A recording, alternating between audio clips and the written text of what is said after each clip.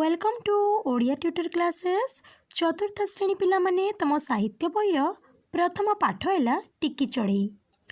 आज पिले आम यही पाठर समस्त प्रश्नर उत्तर डिस्कस करवा। वीडियोटी को शेष जाए देख। जो पिला माने चैनल रे नुआ अछ चैनल को सब्सक्राइब कर दियो। प्रथमे रहिला आस कथा हेबा। क्वेश्चन नंबर 1 सबु जीवजंतु घरे रहिबार आवश्यकता अछि कि नाही कारण सह उत्तर कुह। आंसर हाँ सबु जीवजंतु को रहिबा पई घरर आवश्यकता अछि। घर सेमानंकु वर्षा खरा ठंडा और शत्रुंक ठारू सुरक्षा देई थाए। तेणु सबु जीवजंतुंक पई घर आवश्यक।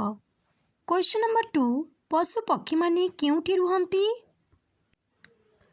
आंसर पशु पक्षी माने भिन्न भिन्न स्थान रे रही थांती। किछि पशु जंगल रे बा गुंफारे रुहंती। पक्षी माने गछरे बसा बांधी रुहंती एवं किछि पशु पक्षी मणिषंक घरे गृहपालित भाबरे रही थांती। क्वेश्चन नंबर 3 तुम परिवार सदस्य माने काहेकि घरु बाहर को जांती।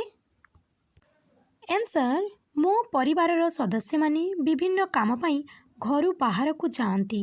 जेमितिकी पाठ पढ़िबाकू काम करिबाकू जिनिसपत्र आनिबाकू इत्यादि।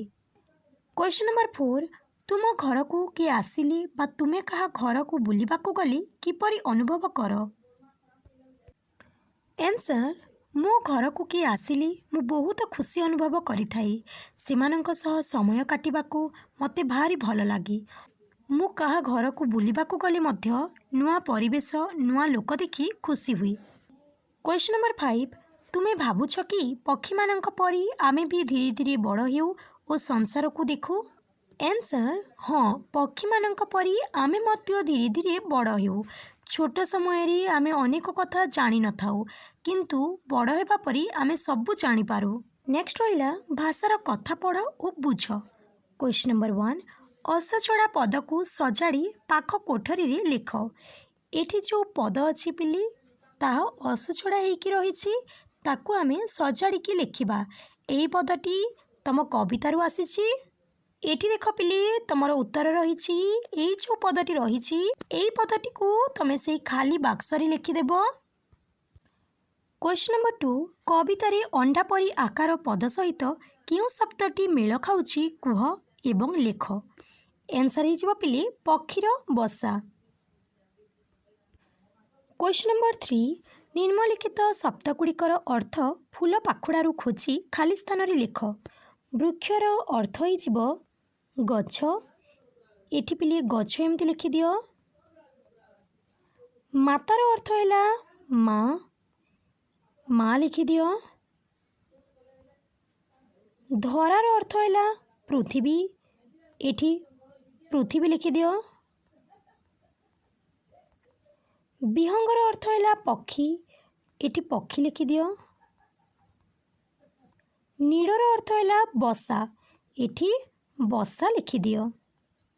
क्वेश्चन नंबर 4 निम्नलिखित प्रश्नगुड़िकर 4टी विकल्प दिया जाइछि। सेगुड़िक मध्यरु ठीक उत्तरटी बाछि तळे दिया जाइतिबा कोठरी रे लिख। करे अछि कविता अनुसरण रे बाहर दुनिया सहित केउ शब्द जड़ित बोली तुमे भाबुछ। आंसर हेबो आकाश। एठी लिखि दियो आकाश। खरे अछि काहार विराट देह देखि पक्षी शावकटी भयभीत होई गला। आकाश। एठी पिली आकाश लिखि दियो। गरे अछि पक्षी छुआटीर बसाटी किपरि थिला छोट। एठी छोट लिखि दियो पिली। घरे रही कविताटी रे सकाळ सूरज किरण को कौन कुहा जाइछि कौन खरा। कौन खरा। नेक्स्ट रहिला पिली आस उत्तर लिखिबा। क्वेश्चन नंबर 1 पक्षी छुआटीर भावना को निज भाषा रे लिख। आंसर पक्षी छुआटी निज बसारे धीरे धीरे बड़ हेउथिला। से बाहर दुनिया देखिबाकू इच्छा करुथिला। आकाश रे उड़ीबा एवं प्रकृति को देखिबा पई तार मनरे बहुत आग्रह थिला। क्वेश्चन नंबर 2 ପକ୍ଷୀ ଛୁଆଟି ଖୁସି ହେବାର କାରଣ କ'ଣ?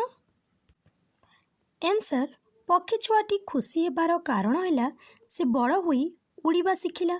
ପ୍ରଥମ ଥର ବସାରୁ ବାହାରକୁ ଆସି ସୁନ୍ଦର ସଂସାର ଦେଖିଲା। କ୍ୱେଶ୍ଚନ୍ ନମ୍ବର 3, ତୁମେ ବଡ଼ ହେଲେ କ'ଣ କରିବ ନିଜ ମନରୁ ଲେଖ। ଆନ୍ସର୍, ମୁଁ ବଡ଼ ହେଲେ ଭଲ ମଣିଷ ହେବି। ପାଠ ପଢ଼ିକି ବାପା ମା ଗାଁ ସାହିର ନାମ ଉଜ୍ଜ୍ୱଳ କରିବି ଏବଂ ଦେଶ ପାଇଁ ଭଲ କାମ କରିବି। କ୍ୱେଶ୍ଚନ୍ ନମ୍ବର 4, ନିମ୍ନଲିଖିତ କୋଠରୀରେ ଲେଖାଯାଇଥିବା ବର୍ଣ୍ଣଗୁଡ଼ିକୁ ମିଳାଇ ବିଭିନ୍ନ ପକ୍ଷୀମାନଙ୍କର ନାମ ଲେଖ। ଏଠି ଯେଉଁ ବର୍ଣ୍ଣ ରହିଛି ପିଲେ ତାକୁ ମିଳେଇ ଆମେ ପକ୍ଷୀମାନଙ୍କର ନାମ ଲେଖିବା। ଦେଖ, ଏଠି ତ ଦେଖାଯାଉଛି ଗୋଟେ ବଗ ଲେଖିଦିଅ, ଶୁଆ, ପାରା, କୋଇଲି,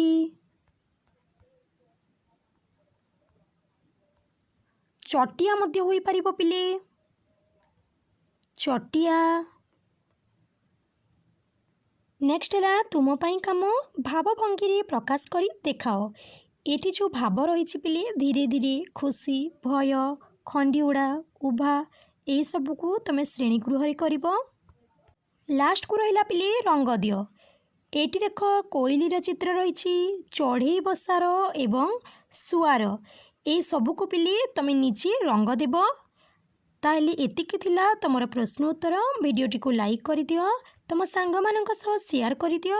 ଯେଉଁ ପିଲାମାନେ ଚ୍ୟାନେଲରେ ନୂଆ ଅଛ ଚ୍ୟାନେଲଟିକୁ ସବସ୍କ୍ରାଇବ୍ କରିଦିଅ।